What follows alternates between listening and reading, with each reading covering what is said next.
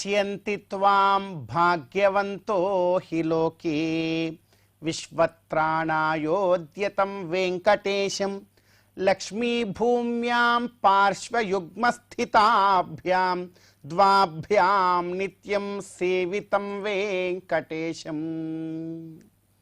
అత్యంత పవిత్రమైనటువంటి ఈ చైత్రమాసంలో శుభోదయ వేళలో దేవదేవుడైనటువంటి శ్రీమన్నారాయణుణ్ణి, కలియుగ ప్రత్యక్ష దైవమైనటువంటి శ్రీ వెంకటేశ్వర స్వామి వారిని పరిపరి విధాలుగా శరణాగతి చేస్తూ ఉత్తమమైన ఈ చైత్రమాస శుభోదయ సమయాన్ని మనం చరితార్థం చేసుకుంటూ ఉన్నాం. ఈ చైత్రమాసంలో మనందరి యొక్క ప్రధానమైనటువంటి కర్తవ్యం గోవిందుడి యొక్క ఆరాధన.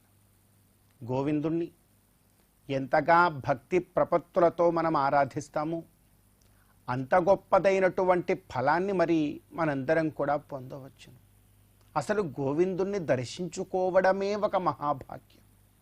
ఎప్పుడూ కూడా శ్రీదేవి భూదేవి ఇరు దేవేరుల మధ్యలో ఉండేటువంటి ఆ గోవిందుణ్ణి ఎంతగా భక్తి ప్రపత్తులతో మనం ఆరాధిస్తామో అంత గొప్పదైనటువంటి ఫలాన్ని మరి మనందరం కూడా పొందవచ్చును అంటున్నారు.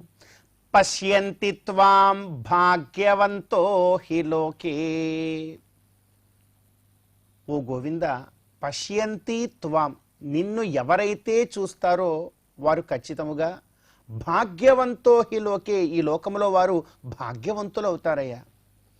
గోవిందుణ్ణి ఒకసారి దర్శించుకోవడం అంటేనే మహాభాగ్యం.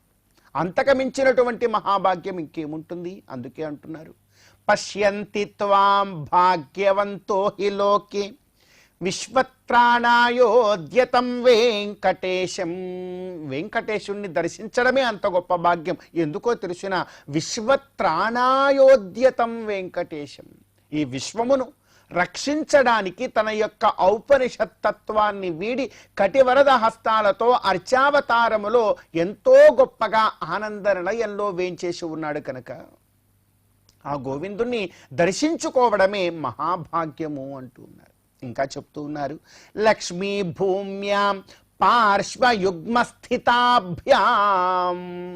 ఎప్పుడూ కూడా లక్ష్మీదేవితో భూదేవితోనూ కూడా కూడి ఉంటాడు పరమాత్మ.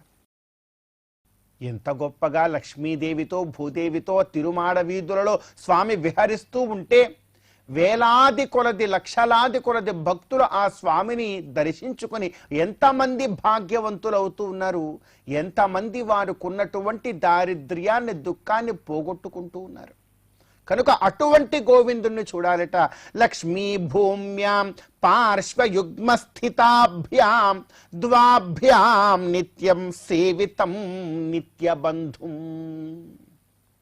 ద్వాభ్యాం అంటే శ్రీదేవితోనూ భూదేవితోనూ కూడా నిరంతరము కూడా సేవితుడవుతూ ఉన్నటువంటి ఆ గోవిందుడు ఎలాంటి వాడు అంటే నిత్య బంధుడు అంటూ ఉన్నారు. మనందరికీ నిత్య బంధువు తానేట. నిత్యము అంటే నిరంతరము కూడా బంధువు, మన యొక్క శ్రేయస్సును కోరుకునేటువంటి వారు వారే గోవిందుడే. నిజానికి లోకల్లో మనం అనుకునేటువంటి బంధువులందరూ కూడా బంధువులు కాదు, వారు రాబంధువులు. నిజమైనటువంటి ఆత్మ బంధువు నిత్య బంధువు ఎవరు అనంటే గోవిందుడు మాత్రమే.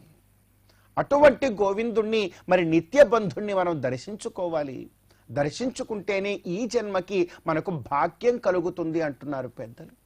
కనుక ఎంతో గొప్పదైనటువంటి ఈ చైత్రమాసంలో, ఈ వసంత ఋతువులో రాముడి యొక్క ధర్మాన్ని మనమందరం కూడా పాటిస్తూ కలియుగ ప్రత్యక్ష దైవమైనటువంటి ఆ గోవిందుని దర్శించుకొని ధర్మ మార్గంలో ముందుకు వెళ్ళే ప్రయత్నం చేస్తూ ఈ చైత్రమాస శుభోదయ సమయాన్ని మనం చరితార్థం చేసుకుందాం.